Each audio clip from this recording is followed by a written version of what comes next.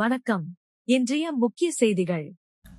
அடுத்த தியாகிகள் தினத்திற்குள் மாநில அந்தஸ்து கிடைத்துவிடும் என்று முதல்வர் ரங்கசாமி நம்பிக்கை தெரிவித்துள்ளார். சுதந்திர தின விழாவை முன்னிட்டு தியாகிகளை கௌரவிக்கும் விழா கம்பன் கலையரங்கில் நேற்று நடைபெற்றது. விழாவில் முதல்வர் ரங்கசாமி கலந்து கொண்டு தியாகிகளுக்கு பொன்னாடை போர்த்தி இனிப்புகள் மற்றும் 3000 ரூபாய் ஊக்கத்தொகை வழங்கினார். ஊக்கத்தொகை அவரவர் வங்கிக் கணக்கில் நேரடியாக செலுத்தப்படும் என்று தெரிவிக்கப்பட்டது. தொடர்ந்து விழாவில் பேசிய முதல்வர் ரங்கசாமி, தேர்ந்தெடுக்கப்பட்ட அரசிற்கு முழு அதிகாரம் வேண்டும் என்றார். மாநில அந்தஸ்து வேண்டும். இதனைத் தொடர்ந்து வலியுறுத்தி வருகிறோம். மத்திய அரசு பரிசீலிக்கும் என்ற நம்பிக்கை உள்ளது. அடுத்த தியாகிகள் தினத்திற்குள் மாநில அந்தஸ்து கிடைக்கும் என்ற நம்பிக்கை உள்ளது என்றார். ஞானக்கல்மேடு அருள்மிகு ஸ்ரீ சுயம்பு பஞ்சபோதகாளி அம்பாள் கோவிலில் நடந்த ராகு கேது பிரதிஷ்டை விழாவில் திரளான பக்தர்கள் கலந்து கொண்டு சுவாமி தரிசனம் செய்தனர். வானூர் வட்டம் ஞான கல்மேட்டில் உள்ள அருள்மிகு ஸ்ரீ சுயம்பு பஞ்சபோதகாளி அம்பாள் கோவிலில் நாக சதுர்த்தியையொட்டி ராகு கேது பிரதிஷ்டை மற்றும் கும்பாபிஷேக விழா நடைபெற்றது. இதனையொட்டி ஏகசாலை யாகசாலை பூஜைகள் நடைபெற்றன.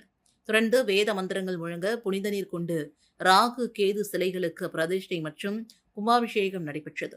இதனைத் தொடர்ந்து ராகு கேதுவிற்கு பால் அபிஷேகம், சிறப்பு அலங்காரம் மற்றும் மகா தீபாரதனை நடைபெற்றது.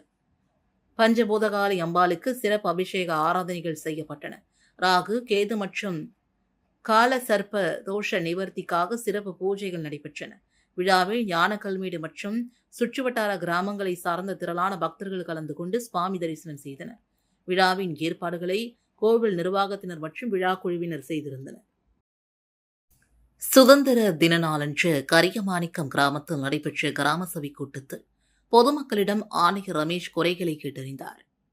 இந்திய திருநாட்டின் 80வது சுதந்திர தின நாளன்று நெட்டப்பாக்கம் கொம்யூன் பஞ்சாயத்து அலுவலகத்தில் ஆணையர் ரமேஷ் தேசிய கொடியை ஏற்றி மரியாதை செலுத்தினார். அன்றைய தினம் நெட்டப்பாக்கம் கொம்யூனில் உள்ள அனைத்து கிராமங்களிலும் கிராம சபை கூட்டம் நடைபெற்றது. நெட்டப்பாக்கம் கொம்யூன் பஞ்சாயத்து அதிகாரி பாஞ்சாலன் தலைமையில் கிராம சபை கூட்டம் கரியமாணிக்கம் உழவர் உதவியகத்தில் நடைபெற்றது. கரியமாணிக்கத்தில் நடைபெற்ற கிராம சபை கூட்டத்தில் ஆணையர் ரமேஷ் பங்கேற்று பொதுமக்களின் குறைகளை கேட்டறிந்ததோடு அவர்களிடமிருந்து மனுக்களை பெற்று சென்றார். தொகுதியின் சட்டமன்ற உறுப்பினர் உதவியுடன் அனைத்து புகார் மனுக்களுக்கும் நடவடிக்கை எடுக்கப்படும் என்றார். மேலும் மடுகரை, ஏரிப்பாக்கம், பண்டசூழ்நல்லூர், கல்மண்டபம், ஏம்பலம், கோர்க்காடு உள்ளிட்ட அனைத்து பஞ்சாயத்துகளிலும் கிராம சபை கூட்டத்திற்கு சென்று பார்வையிட்டார். மணவெளி தொகுதியில் நியாய விலைக் கடைகளில் பொதுமக்களுக்கு வழங்கப்படும் இலவச அரிசியை சட்டமன்ற உறுப்பினர் ராமு வழங்கினார். மணவெளி தொகுதிக்குட்பட்ட ஆண்டியார்பாளையம் மற்றும் புதுக்குப்பம் நியாய விலைக் கடைகளில் பொதுமக்களுக்கு புதுச்சேரி அரசு குடிமைப் பொருள் வழங்கல் துறை மூலமாக மாதந்தோறும் வழங்கப்படும் இலவச அரிசி வழங்கும் நிகழ்ச்சி நடைபெற்றது. இதில் தொகுதியின் சட்டமன்ற உறுப்பினர் ராமு கலந்து கொண்டு பொதுமக்களுக்கு இலவச அரிசியை வழங்கினார். மேலும் இந்த நிகழ்ச்சியில் அந்தந்த பகுதியின் முக்கிய பிரமுகர்கள், பொதுமக்கள் பலரும் கலந்து கொண்டனர்.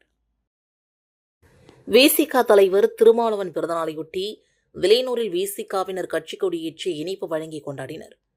புதுச்சேரி விடுதலை சிறுத்தைகள் கட்சி தலைவர் திருமாவளவன் எம்பி பிறந்தநாளையொட்டி விலையூர் தொகுதி ஜெயன் பாளையம் பேட் முகாம் சார்பில் கட்சி கொடியேற்றி இனிப்பு வழங்கி கொண்டாடப்பட்டது. நிகழ்ச்சிக்கு புதுவை மாநில நிர்வாக குழு உறுப்பினர் தமிழ்வளவன் தலைமை தாங்கினார். முகாம் செயலாளர் நாகராஜ், பொருளாளர் பார்த்திபன் ஆகியோர் ஏற்பாட்டில் நடைபெற்ற இந்த விழாவில் கட்சி நிர்வாகிகள், தொண்டர்கள் கலந்து கொண்டனர். தொடர்ந்து உளுந்தூர்பேட்டையில் நடைபெறும் தமிழ் தேசிய எழுச்சி மாநாட்டில் பங்கேற்பதற்காக கட்சியினர் பேருந்தில் புறப்பட்டு சென்றனர். விழாவில் தொண்டர்கள் உற்சாகமாக கலந்து கொண்டு திருமாவளவனின் பிறந்தநாளை கொண்டாடினர்.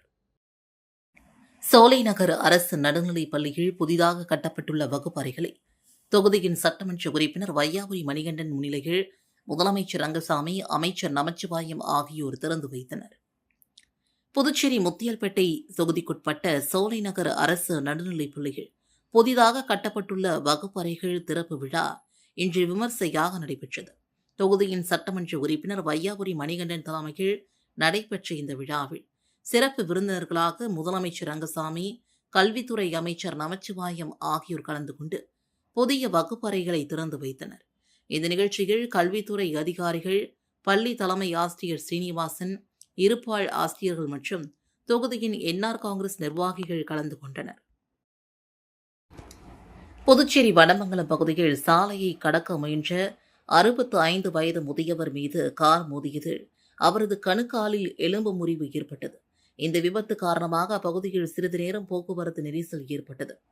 புதுச்சேரி வடமங்கலம் பகுதியை சார்ந்த வஸ்தா என்பவரின் மகன் நாராயணசுவாமி வயது 65 நேற்று முன்தினம் இரவு சுமார் 7:20 மணியளவில் வடமங்கலம் பகுதியில் சாலையை கடக்க முயன்றதாக கூறப்படுகிறது. அப்போது விழுப்புரத்திலிருந்து புதுச்சேரி நோக்கி வந்த கார் எதிர்பாராவிதமாக அவர் மீது மோதியது. இதில் நாராயணசுவாமியின் கணுக்காலில் பலத்த காயம் ஏற்பட்டு எலும்பு முறிவு ஏற்பட்டது. விபத்து குறித்து தகவல் அறிந்ததும் அப்பகுதியினர் விரைந்து வந்து நாராயணசுவாமியை மீட்டு ஆம்புலன்ஸ் மூலமாக மருத்துவமனைக்கு அனுப்பி வைத்தனர். விபத்து காரணமாக அப்பகுதியில் சிறிது நேரம் வாகன போக்குவரத்து பாதிக்கப்பட்டது. வடமங்கலம் பகுதியில் இதுபோன்ற விபத்துக்கள் அடிக்கடி நடைபெற்று வருவதாக அப்பகுதி மக்கள் தெரிவிக்கின்றனர். சாலை போதிய அளவில் விரிவாக்கம் செய்யப்படாதது, சாலை ஓர ஆக்கிரமிப்புகள் மற்றும் நிறுவனங்களுக்கு வரும் வாகனங்கள் சாலை ஓரத்திலேயே நிறுத்தப்படுவது போன்ற காரணங்களால் போக்குவரத்து நெரிசல் ஏற்படுவதாக பொதுமக்கள் குற்றம் சாட்டுகின்றனர். மேலும் வடமங்கலம் பகுதியில் செயல்பட்டு வரும் பல்வேறு நிறுவனங்களுக்கு வரும் கனரக மற்றும் இலகுரக வாகனங்கள் சாலை ஓரங்களில் நிறுத்தப்படுவதால் ஏற்கனவே குறுகலாக உள்ள சாலையில் வாகனங்கள் செல்வதற்கும் பொதுமக்கள் சாலையை கடப்பதற்கும் சிரமம் ஏற்படுகிறது. வடமங்கலம் பகுதியில் அரசு பள்ளி மற்றும் தனியார் பள்ளிகள் செயல்பட்டு வருவதால் காலை 8 மணி முதல் 9 மணி வரையிலும், மாலை 4 மணி முதல் 5:30 மணி வரையிலும் வாகன போக்குவரத்து அதிகரித்து கடும் நெரிசல் ஏற்படுவதாகவும் கூறப்படுகிறது. பள்ளி மாணவர்கள், பெற்றோர்கள், பொதுமக்கள் மற்றும் வாகனங்கள் ஓட்டிகள் இந்த நேரங்களில் கடும் சிரமத்திற்கு உள்ளாகின்றனர். சாலை ஓர ஆக்கிரமிப்புகளும் போக்குவரத்து நெரிசலுக்கு முக்கிய காரணமாக இருப்பதாக அப்பகுதி மக்கள் குற்றம் சாட்டுகின்றனர். எனவே வடமங்கலம் பகுதியில் சாலையை விரிவாக்கம் செய்து சாலை ஓர ஆக்கிரமிப்புகளை அகற்றுவதுடன் நிறுவன வாகனங்கள் சாலையோரத்தில் நிறுத்தப்படுவதை கட்டுப்படுத்த வேண்டும். மேலும் பள்ளி நேரங்களில் போக்குவரத்தை ஒழுங்குபடுத்த போக்குவரத்து போலீசாரை பணியில் ஈடுபடுத்த வேண்டும் என்றும், எதிர்காலத்தில் இதுபோன்ற விபத்துக்கள் ஏற்படாமல் உரிய பாதுகாப்பு நடவடிக்கைகளை அரசு மற்றும் சம்பந்தப்பட்ட துறையினர் மேற்கொள்ள வேண்டும் என்றும் பொதுமக்கள் கோரிக்கை விடுத்துள்ளனர்.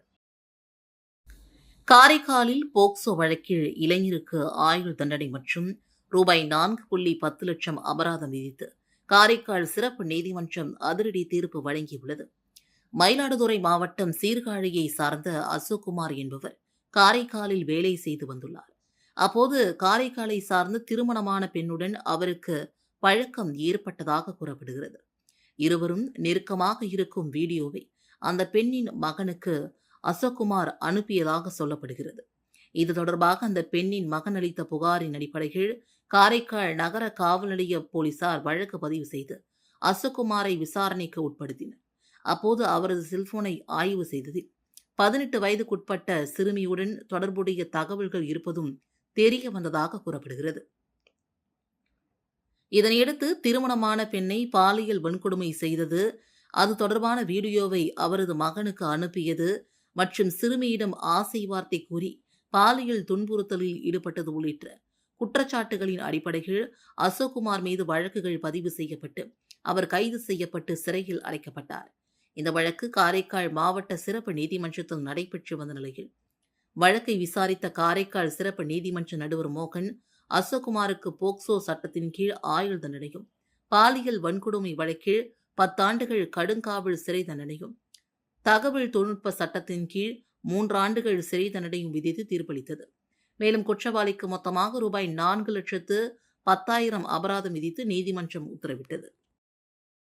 மருது சகோதரர்கள் வீர சிலம்பாட்ட குழு சார்பில் பக்தர்களுக்கு கூழ் வழங்கும் நிகழ்ச்சியை முதலமைச்சர் ரங்கசாமி தொடங்கி வைத்தார். அரியங்குப்பம் ஆர்கே நகரில் இயங்கி வரும் மருது சகோதரர்கள் வீர சிலம்பாட்ட குழு ஆண்டுதோறும் வீராம்பட்டினம் செங்கடிரம்மன் தேர் திருவிழாவை காண வரும் பக்தர்களுக்கு மோர் மற்றும் கூழ் வழங்கி வருகிறது. அந்த வகையில் இந்த ஆண்டு வீராம்பட்டினம் தேர் திருவிழாவை காண வரும் பக்தர்களுக்கு மோர் மற்றும் கூழ் வழங்கும் நிகழ்ச்சி நடைபெற்றது. இதில் முதலமைச்சர் ரங்கசாமி கலந்து கொண்டு மருது சகோதரர்கள் வீர சிலம்பாட்ட குழுவின் கௌரவ தலைவரும் முன்னாள் சட்டமன்ற உறுப்பினருமான பாஸ்கர் தக்ஷணாமூர்த்தி முன்னிலையில் பக்தர்களுக்கு மோர் மற்றும் கூழ் வழங்கினர். மேலும் இந்த நிகழ்ச்சியில் சிலம்பாட்டு குழுவின் செயலாளர் ராஜேந்திரன் மற்றும் நிர்வாகிகள், பாரதி நகர் குடியிருப்போர் நல்வாழ்வு சங்க தலைவர் சக்திவேல் மற்றும் காந்திராம் நற்பணி இயக்கத்தினர், நிர்வாகிகள் பலரும் கலந்து கொண்டனர். சுதந்திர தினத்தை முன்னிட்டு புதுப்பேட்டை இளைஞர்கள் மற்றும் ஜி.ஆர். பிரதர்ஸ் சார்பில் நடைபெற்ற கிரிக்கெட் போட்டிகள் பிரபு சி அணி முதலிடத்தை பிடித்து கோப்பையை வென்றது. இந்திய திருநாட்டின் 80வது சுதந்திர தினத்தை முன்னிட்டு புதுப்பேட்டை இளைஞர்கள் மற்றும் ஜி.ஆர். பிரதர்ஸ் சார்பில் 16ஆம் ஆண்டு கிரிக்கெட் போட்டி புதுப்பேட்டை மைதானத்தில் நடைபெற்றது. 3 நாட்கள் நடந்த போட்டியில் புதுச்சேரி மற்றும் தமிழகத்தை சார்ந்த 32 அணிகள் பங்கேற்று விளையாடின. அதனைத் தொடர்ந்து நேற்று இறுதிப் போட்டி நடைபெற்றது. இதில் கிங்ஸ் 11 அணியை பிரபு சி அணி வீழ்த்தி வெற்றி பெற்றது. இதனையடுத்து வெற்றி பெற்ற அணிகளுக்கு பரிசளிப்பு விழாவும் நடைபெற்றது. முதல் பரிசு பிரபு சி அணியும், 2வது பரிசு கிங்ஸ் 11 அணியும், 3வது பரிசை ரைசிங் கைஸ், 4வது பரிசை சேலஞ்சர்ஸ் அணியும் பெற்றன. மேலும் சிறப்பாக விளையாடிய வீரர்களுக்கு பரிசுகளும் வழங்கி கௌரவிக்கப்பட்டது. நிகழ்ச்சிக்கான ஏற்பாடுகளை புதுப்பேட்டை இளைஞர்கள் மற்றும் ஜி.ஆர். பிரதர்ஸ் சிறப்பாக செய்திருந்தனர். காரைக்கால் கோட்டுச்சேரி யோகேஸ்வரி அம்மன் ஆலயத்தில் ஆடி கடை ஞாயிறு விழாவை ஒட்டி திரளான பெண்கள் வரிசை தட்டுகள் ஏந்தி ஊர்வலமாக சென்று அம்மனை தரிசனம் செய்தனர். காரைக்கால் அடுத்த கோட்டுச்சேரி எம்.ஜி.ஆர். சாலை பகுதியில் அமைந்துள்ள அருள்மிகு ஸ்ரீ யோகேஸ்வரி அம்மன் ஆலயத்தில் ஆடி மாத கடை ஞாயிற்றுக்கிழமையை முன்னிட்டு வரிசை தட்டுகள் ஏந்தி ஊர்வலம் மற்றும் சிறப்பு ஆராதனை நடைபெற்றது. இந்த ஆலயத்தில் ஆடி மாத அனைத்து வெள்ளிக்கிழமைகளிலும் ஸ்ரீ யோகேஸ்வரி அம்மனுக்கு சிறப்பு அபிஷேக ஆராதனைகள் நடைபெறுவது வழக்கம். அதன்படி ஆடி மாத கடை ஞாயிற்றுக்கிழமையை முன்னிட்டு திரளான பெண்கள் வரிசை தட்டுகள் ஏந்தியபடி ஊர்வலமாக ஆலயத்திற்கு வந்தனர். தொடர்ந்து ஸ்ரீ யோகேஸ்வரி அம்மனுக்கு சிறப்பு அலங்காரம் செய்யப்பட்டு மகா தீபாராதனை நடைபெற்றது. வரிசை தட்டு ஊர்வலம் மற்றும் சிறப்பு ஆராதனை நிகழ்ச்சிகள் திரளான பெண்கள் மற்றும் பக்தர்கள் கலந்து கொண்டு அம்மனை தரிசனம் செய்தனர். நிகழ்ச்சியில் ஊர் பஞ்சாயத்து தலைவர் தக்ஷாமூர்த்தி, செயலர் ராஜ், பொருளாளர் ராஜேந்திரன், இணைத் தலைவர் மாரியப்பன், துணைத் தலைவர் கார்த்திக், இணை செயலாளர் ராஜசேகர், துணை செயலாளர் விக்னேஷ், செய்தி தொடர்பாளர் சுந்தரராஜன் உள்ளிட்ட ஊர் மக்கள் திரளானோர் கலந்து கொண்டு விழாவினில் சிறப்பித்தனர். தவளக்குப்பத்தில் விசிக தலைவர் திருமாவளவன் பிறந்தநாள் விழா கேக் வெட்டி கொண்டாடப்பட்டது. தவளக்குப்பம் 4 முனை சந்திப்பில் விடுதலை சிறுத்தைகள் கட்சியின் சார்பில் கட்சியின் தலைவர் தொல் திருமாவளவனின் 64வது பிறந்தநாள் விழா கொண்டாடப்பட்டது. இதில் பல்வேறு பகுதிகளை சார்ந்த 500க்கும் மேற்பட்ட கட்சி நிர்வாகிகள் மற்றும் பொதுமக்கள் கலந்து கொண்டனர். விழாவில் டாக்டர் மனு கேக் வெட்டி இனிப்புகள் வழங்கியதுடன் பொதுமக்களுக்கு அன்னதானமும் வழங்கினார். கட்சியின் நிர்வாகிகள் மற்றும் பொதுமக்கள் திருமாவளவனுக்கு பிறந்தநாள் வாழ்த்துக்களை தெரிவித்தனர்.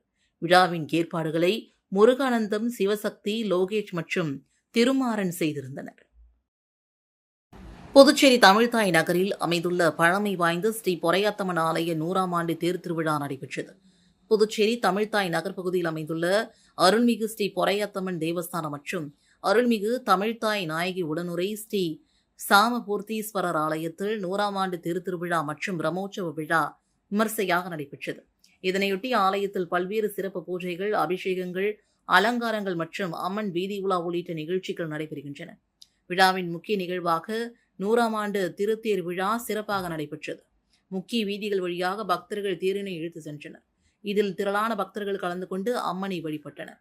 இந்த விழாவிற்கான ஏற்பாடுகளை ஆலய நிர்வாகம் மற்றும் ஊர் பொதுமக்கள் செய்திருந்தனர். காரைக்காலில் அறிவிக்கப்படாத மின்வெட்டை கண்டித்து எதிர்க்கட்சித் தலைவர் நாஜிம் தலைமையில் திமுகவினர் மின்துறை அலுவலகத்தை முற்றுகையிட்டு ஆர்ப்பாட்டத்தில் ஈடுபட்டனர். காரைக்கால் மாவட்டம் முழுவதும் கடந்த சில மாதங்களாக நிலவி வரும் அறிவிக்கப்படாத மின்வெட்டை கண்டித்தும் மின்வெட்டை உடனடியாக சரி செய்ய வலியுறுத்தியும் திமுகவினர் காரைக்கால் மின்துறை தலைமை அலுவலகத்தை முற்றுகையிட்டு ஆர்ப்பாட்டத்தில் ஈடுபட்டனர். புதுச்சேரி சட்டப்பேரவை எதிர்க்கட்சித் தலைவர் AMH நாஜிம் தலைமையில் நடைபெற்ற போராட்டத்தில் 300க்கும் மேற்பட்ட திமுகவினர் கலந்து கொண்டு மின்துறையை கண்டித்து முழக்கங்களை எழுப்பினர். மின்வெட்டால் பொதுமக்கள், மாணவர்கள், முதியவர்கள் மற்றும் குழந்தைகள் பாதிக்கப்படுவதாகவும், இரவு நேர மின்வெட்டால் பொதுமக்கள் சிரமத்திற்கு உள்ளாவதாகவும் நாஜிம் தெரிவித்தார். மேலும் மின்சார தட்டுப்பாடு காரணமாக ஐஸ் உற்பத்தி தொழிற்சாலைகள் பாதிக்கப்பட்டு மீன்களை பதப்படுத்தி விற்பனை செய்ய முடியாமல் மீனவர்கள் நஷ்டத்தை சந்தித்து வருவதாகவும் கூறினார். எனவே காரைக்கால் மாவட்டத்தில் நிலவும் அறிவிக்கப்படாத மின்வெட்டை உடனடியாக சரி செய்ய மின்துறை நடவடிக்கை எடுக்க வேண்டும் என்றும் அவர் வலியுறுத்தினார். போராட்டத்தில் திமுக நிர்வாகிகள் மற்றும் தொண்டர்கள் திரளானோர் கலந்து கொண்டனர். இத்துடன் செய்திகள் நிறைவடைந்தன. வணக்கம்.